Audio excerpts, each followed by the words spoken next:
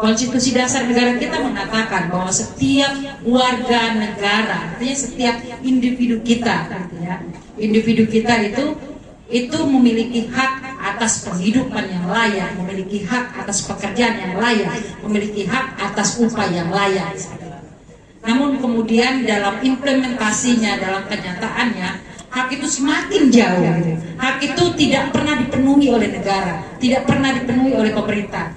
Bahkan rakyat kita sebagai rakyat itu harus berjuang untuk bisa menggapai hak tersebut. Ketika ada banyak gerakan mahasiswa, gerakan rakyat menolak Omnibus Law, juga dipakai para artis, para public figure gitu ya, bahwa Omnibus Law itu baik, Omnibus Law itu untuk membuka investasi, untuk memberikan ada pembangunan yang lebih baik segala macam. Maka ketika orang menolak gerakan atau kelompok yang menolak Omnibus Law, berarti menolak investasi. Menolak investasi berarti menolak pembangunan. Kan selalu dari dulu begitu.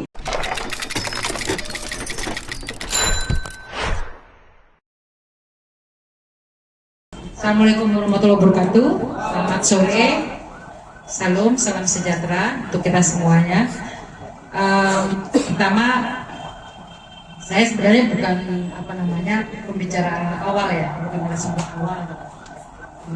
Kalau baca dari tor yang dikirimkan tuh seharusnya itu Pak Jumur Hidayat, ya, ketua umum dari KSPSI, namun karena berhalangan tidak bisa hadir gitu ya. Kemudian ditawarkan kepada GSBI untuk bisa mengisi sesi diskusi ini. Jadi terima kasih kepada kawan-kawan GMI gitu ya atas kesempatan ini. Ini kali pertama saya berkunjung di markas ini, markas besar. Ya, sesuai dengan topik yang diberikan gitu ya, tentang peran gitu ya gerakan perkotaan itu terhadap perlawanan dominasi oligarki. Karena saya serikat buruh gitu ya, saya Sekjen GSBI, Gabungan Serikat Buruh Indonesia. GSBI ini ada di 13 provinsi gitu ya. Di Jawa, ada di Sumatera, di Kalimantan, di Sulawesi, dan juga di Papua Barat gitu. Sebagai serikat buruh, sebenarnya kami sendiri itu juga punya isu sendiri sebenarnya, isu sendiri yang juga tidak kalah krusial gitu ya.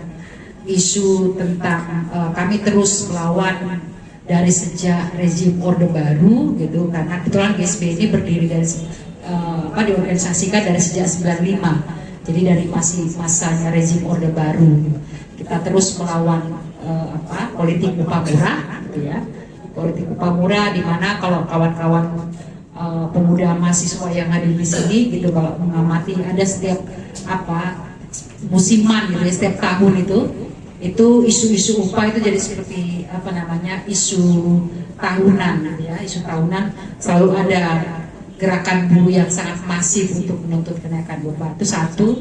Kemudian tentang tentang melawan fleksibilitas pasar tenaga kerja, karena tidak adanya kepastian kerja gitu ya. Jauh sebelum ada Omnibus Law gitu ya, itu sudah tidak ada kepastian kerja, ada sistem kerja, pasar tenaga kerja itu isi hiring, isi firing gitu ya, mudah rekrutmennya dan juga mudah untuk pemecatannya. Apalagi setelah ada Omnibus Law gitu ya. Ada yang nggak tahu Omnibus Law apa? Saya pikir tahu ya. Omnibus Law, Undang-Undang Cipta Kerja, produk selain PSN itu ada Omnibus Law juga warisan dari presiden sebelumnya yang tadi disebut-sebut oleh Pak Tony dan Pak Koli tadi itu, termasuk tadi juga Bung Dendi juga menyebut itu warisannya. Setelah ada Omnibus Law ya kepastian kerja semakin tidak ada, apalagi sekarang khususnya untuk di sektor mereka yang bekerja di sektor tekstil, garment, sepatu, itu sekarang menghadapi ancaman PHK massal karena banyak pabrik kemudian itu tutup. Banyak pabrik selain yang relokasi ya, Jakarta pindah ke Jawa Tengah, itu beberapa di Tangerang, kemudian juga relokasi ke Jawa Tengah gitu ya, ke kota-kota atau daerah-daerah yang berupah murah gitu. Itu isu sektoral di gerakan buruh yang nyata sebenarnya kayak begitu ya, dimana sebagai serikat buruh tentu saja kami punya concern, kami punya fokus ya untuk fight terhadap hak yang dinyatakan oleh negara ini lewat undang-undang, lewat konstitusi. Konstitusi dasar negara kita mengatakan bahwa setiap warga negara, artinya setiap individu kita, gitu ya, individu kita itu memiliki hak atas penghidupan yang layak, memiliki hak atas pekerjaan yang layak, memiliki hak atas upah yang layak. Namun kemudian dalam implementasinya, dalam kenyataannya, hak itu semakin jauh. Gitu. Hak itu tidak pernah dipenuhi oleh negara, tidak pernah dipenuhi oleh pemerintah. Bahkan rakyat kita sebagai rakyat itu harus berjuang untuk bisa menggapai hak tersebut, hak yang dinyatakan oleh undang-undang, hak yang diakui ya, itu melekat dalam diri setiap warga negara.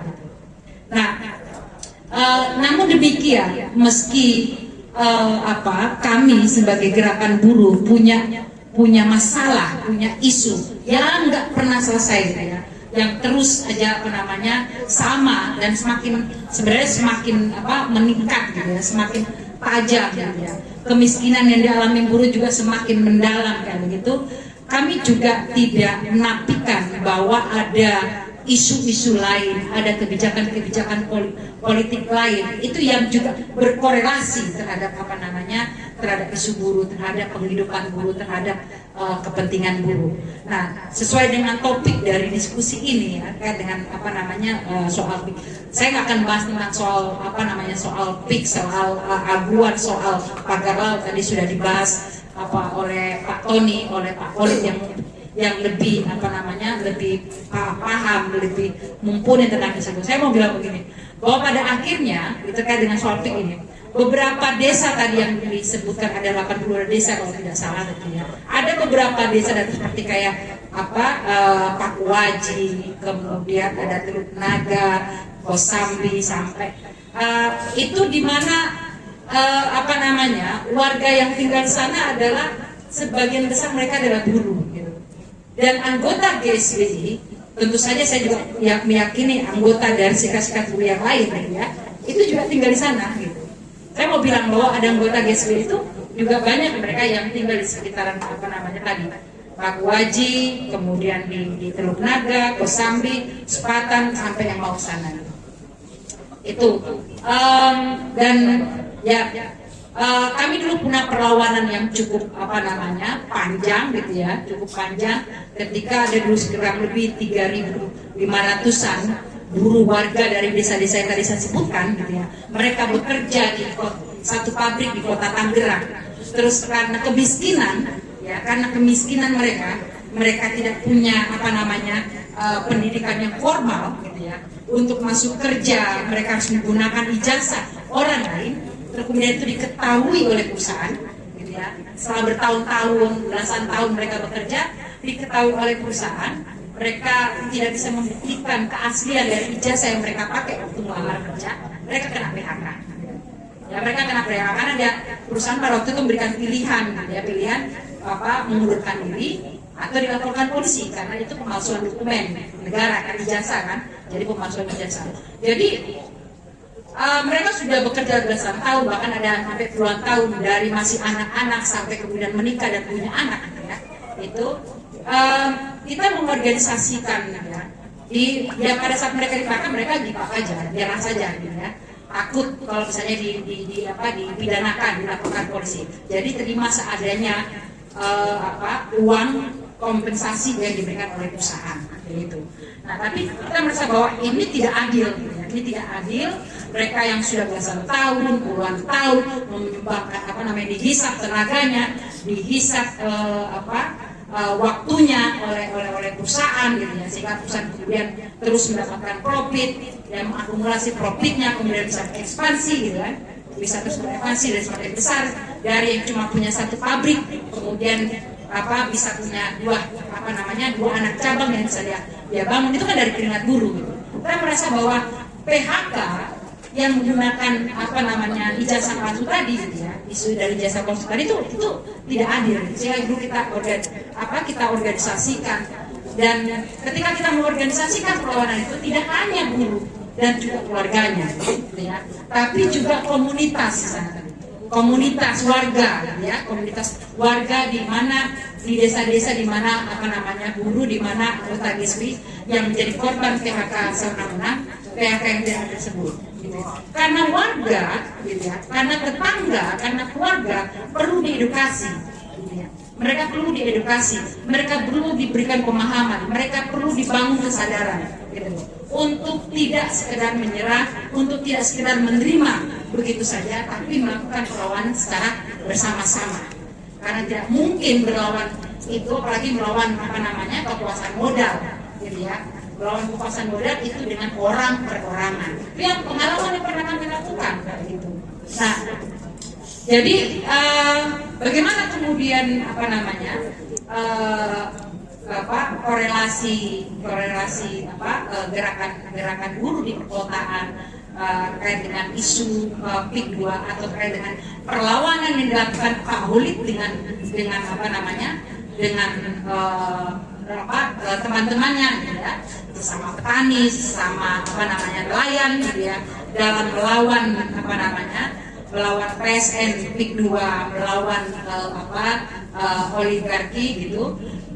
Saya nggak punya punya pandangan yang lain selain ya seperti yang tadi disampaikan oleh Bung Tony, dia membersamai dengan mereka, bersama-sama dengan mereka. Saya pernah sampaikan ini ketika bulan Desember lalu, itu saya menghadiri acara apa itu ya, Musyawarah Rakyat Banten Bersatu gitu ya. Musyawarah Rakyat Banten Bersatu, saya menyampaikan itu ketika ada salah satu petani dari Lontang itu menyampaikan PIK 2 ini, Kaguan ini itu punya polisi gitu ya. Maksudnya dia didukung oleh polisi gitu. Mereka punya polisi, mereka punya bupati, mereka punya gubernur, punya DPRD, punya presiden yang mendukung PIK 2, yang mendukung Kaguan. Kami petani punya siapa? Siapa yang mendukung kami? Nah, saya pikir itu cerminan di mana saya nggak lupa namanya Bapak itu gitu ya. Itu bahwa itu cermin bahwa itulah gambaran nyatanya di mana kemudian kekuasaan modal gitu ya, kekuasaan modal atau oligarki ini itu bisa menguasai pemerintahan, bisa menguasai atau mengkontrol, mendikte kekuasaan. Seperti tadi yang juga disampaikan misalnya gitu ya, memang tidak bisa salah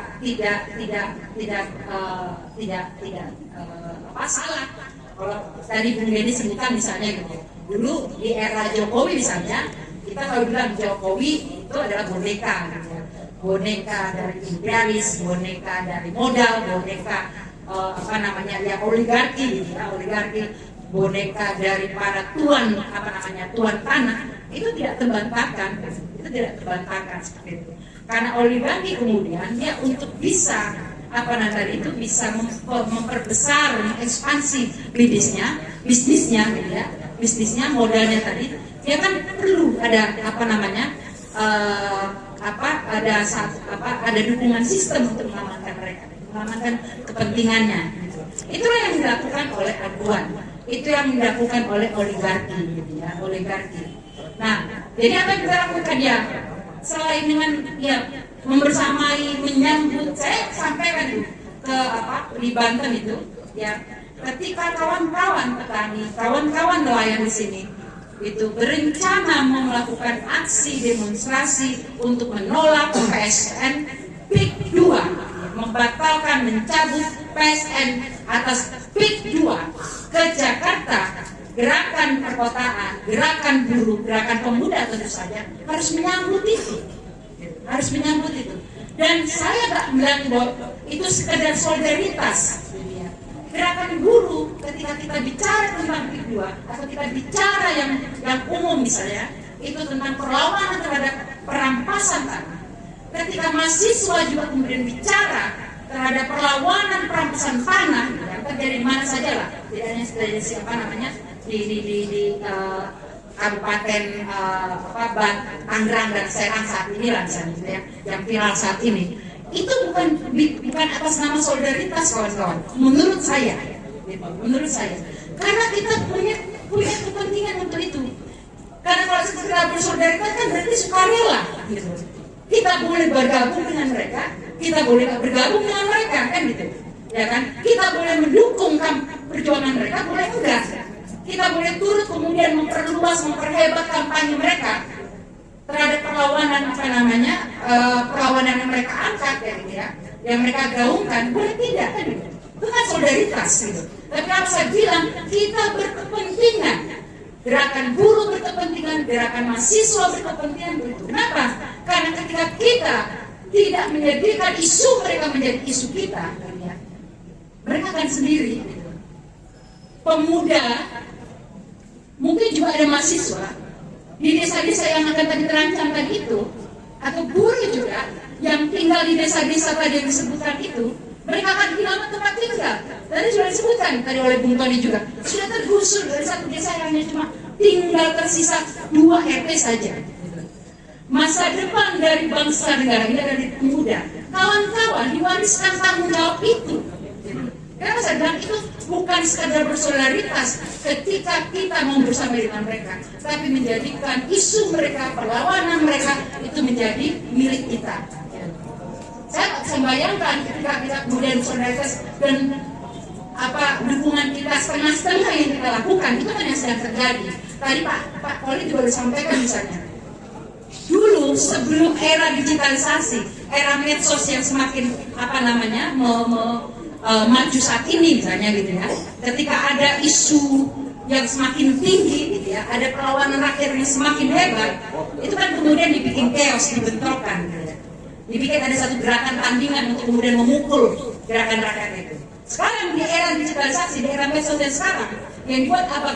Mereka kemudian menghayat buset sebanyak-banyaknya. Itu yang terjadi. Ketika Pak Koli berbicara di TV baru yang kemudian menjadi menjadi viral gitu ya. Setiap narasi-narasi yang dia sampaikan itu kemudian menjadi viral dan banyak kemudian memposting ulang setiap kutipan-kutipan yang dia sampaikan misalnya. Ada user yang kemudian memframing bahwa Pak Khalid ini orang yang dibayar, Pak Khalid ini begini. Hal yang sama juga yang dialami oleh Pak Saidinu, gitu ya. Oleh Pak Saidinu ketika dia kemudian juga mengangkat tentang tentang PIK 2 gitu ya, tentang PIK 2 gitu. Juga ada banyak buser-buser yang kemudian dipakai itu untuk memframing Pak Saidinu punya kepentingan untuk itu karena dia punya tanah, dia nggak mau menjual tanah itu dan segala macam seperti itu. Itu yang terjadi dan kita sebagian besar kemudian diam dengan itu, gitu. Kita sebagian besar kemudian membiarkan itu seperti itu. Tanpa kemudian untuk memperdalam, menginvestigasi, menstudi, kayak gitu ya, menstudi. Tidak akhirnya, kenapa misalnya kayak rezim Jokowi dulu banyak sekali menggunakan selebriti, artis, public figure itu untuk menjadi booster yang memframing. Termasuk ketika Omnibus Law, ketika ada banyak gerakan mahasiswa, gerakan rakyat menolak Omnibus Law, juga dipakai para artis, para public figure gitu ya, bahwa Omnibus Law itu baik, Omnibus Law itu untuk membuka investasi, untuk memberikan ada pembangunan yang lebih baik segala macam. Maka ketika orang menolak gerakan atau kelompok yang menolak Omnibus Law berarti menolak investasi. Menolak investasi berarti menolak pembangunan. Kan selalu dari dulu begitu. Dari sejak zaman Orde Baru juga seperti itu. Gitu. Saya dulu ketika memulai gerakan buruh, saya sampai melakukan ada aksi ke kantor Kementerian Tenaga Kerja di tahun 95 itu kawan-kawan. Gitu. Aksi-aksi yang dilakukan oleh saya dan kawan-kawan saya atau aksi-aksi buruh pada era itu kan dianggap merusak citra pemerintah, merusak citra negara. Karena selalu seperti itu. Terus lantas kemudian kita diam saja, kan tidak. Gitu. Ya kan? Kita kan tidak mungkin membiarkan bagaimana yang di depan mata kita, perampasan tanah yang digunakan untuk segelintir atau sekelompok orang, gitu ya, sekelompok orang itu kita biarkan terjadi begitu ya, sudahlah, memang mungkin seperti itu situasi.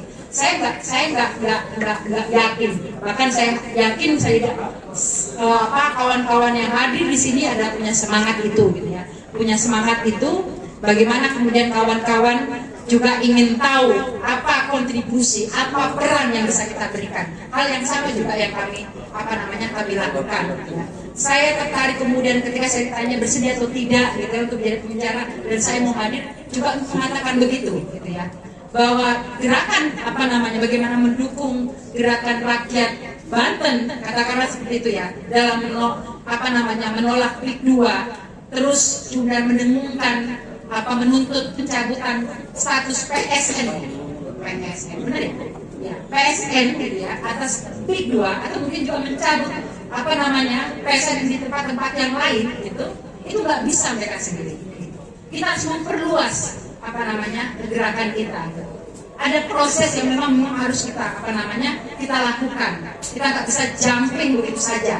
Diskusi seperti ini kemudian buat kita semakin tahu, tidak juga, gitu ya. Tapi perlu ada bagaimana ada konsolidasi, ada diskusi yang terus diperluas di berbagai macam titik. Dan kita punya pengalaman itu. 98, reformasi 98, gerakan mahasiswa, gerakan rakyat pada era itu, ketika kemudian berhasil menyumbangkan Orde Baru, kan bukan terjadi pada saat itu saja. Itu sudah dilakukan, adakan gerakan-gerakan konsolidasi yang belasan puluhan tahun sebelumnya. Ya kan? Itu yang terjadi. Jadi bukan yang tiba-tiba, dia bukan gerakan yang instan, gitu. Tapi dia dihasilkan, dilahirkan dari proses konsolidasi, proses edukasi, proses gerakan dari yang kecil menjadi yang besar. Jadi seperti yang tadi juga diharapkan oleh Pak Kolit, saya pikir itu juga bukan cuma harapannya Pak Kolit, tapi juga harapan khususnya gitu ya, petani, nelayan di Banten sana, gitu ya. Pak Kolit dan kawan-kawannya itu berharap bagaimana kemudian gerakan di perkotaan, ada gerakan kelas buruh, itu ada gerakan buruh, ada gerakan pemuda mahasiswa, di sini ada FMN, ada GMIN, mungkin ada banyak lagi yang bisa kita lakukan. Itu bisa kemudian bersama dengan mereka, bahkan ketika mereka pun kemudian merencanakan, saya dengar juga ada rencana itu ya, datang ke Jakarta, kita akan menyambut mereka dengan gegap gempita. Maka dengan mereka nggak merasa sendiri berjuang untuk itu. Terima kasih, itu saya dan saya. Assalamualaikum warahmatullahi wabarakatuh.